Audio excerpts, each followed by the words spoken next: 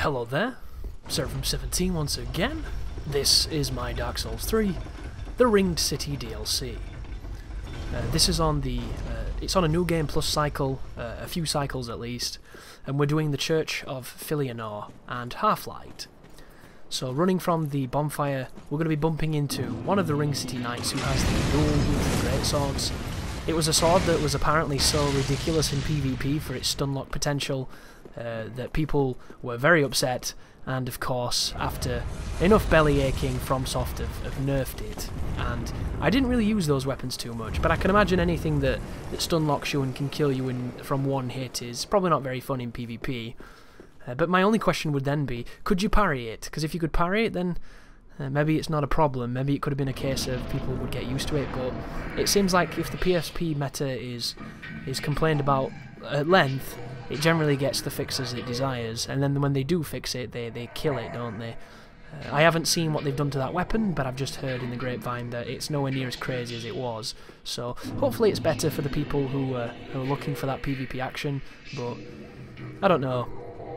I like a game where everything is broken rather than just one or two things and everything else is garbage. So I wouldn't mind, you know, everything else being elevated up to a broken tier. And speaking of broken tier, this is the Half-Life's boss fight.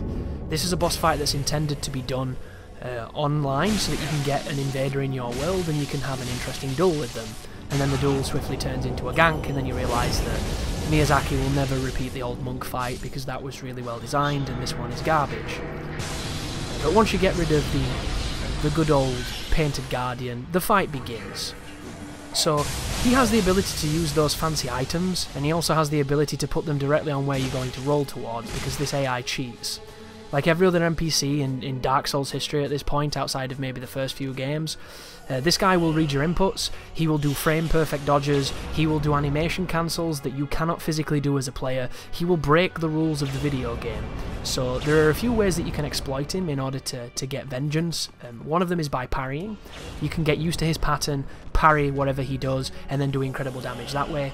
Or you can lure the bow phase where he puts his bow on, and then you can run up, dodge the bow, and then do like 2 to 3 hits and do incredible damage. Like right now, see him put the bow on, it takes him a while to take it off, use this as an opportunity to do good damage, and right there he forgot to take it off, so I can do 2 good hits and I get hit by like a soul mass or something, and then I proceed to hit him a bunch of times, and that was all because he had the bow on. So you can use that as an opportunity to get a lot of fun stuff. And then there's the spacing game that you can play. Traditionally, the AI will win the spacing game. Here comes the second painted guardian. Hopefully this guy's not going to be too clever, and we can just get rid of him with a couple of backstabs and a couple of R1s. The spacing game against the computer is an interesting one, but I found a couple of ways that you can make it work to your benefit. The computer has perfect punishers. If you go to parry the computer, they can sometimes do charge attacks instead of the move that they were originally going to do, just to counter the fact that you pressed parry. That's how quick and how devilish their AI can be. He can also auto-parry you if he has his shield up, so don't attack him when he does that.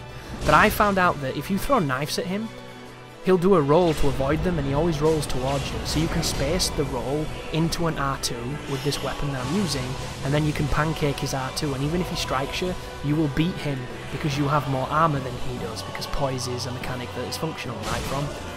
And that's all I'm going to do here. I'm going to exploit his animations, I'm going to get an accidental kick, and then I'm going to bait the roll by doing the R2. If he's in an animation, he will not cancel for the purpose of a knife, but he will for that, and then you can R2 it, and you'll beat him every time. There are a few exceptions where he does, you know, straight up perfect AI nonsense, but for the most, you can use both armor, you can parry, you can do a lot of things to get rid of him. The easiest way to do that fight is to go online and fight another human, because 90% of the time you're going to get somebody who all they know how to do is R1 spam, and then you can just parry them, and you will generally kill them in one hit, because if you're stacking the right type of stuff on your character, I can't imagine them surviving too much longer once they wake up. But for the purposes of the walkthrough, I did that as the NPC version of it, and I really dislike that fight, guys. You know, it's funny, I'm one of those people that usually loves the NPC fights, and I'm usually the guy who defends them, but in this game, the NPCs just do not play fair, they don't play fun. It just breeds these really interesting situations where they do these things you just physically can't do. And I've swung enough weapons on this game to know when you can roll out of them, so when I see the AI rolling out before you're physically able to do so, it just feels like it's bullshit. And for a game that is normally very fair, bullshit is not something you want to be feeling. But once you've done that, you can push forward and you can finally meet good old Fillianore, and then you can touch her fleshlight, and that's the end of the video. So thank you for watching, and you take care now.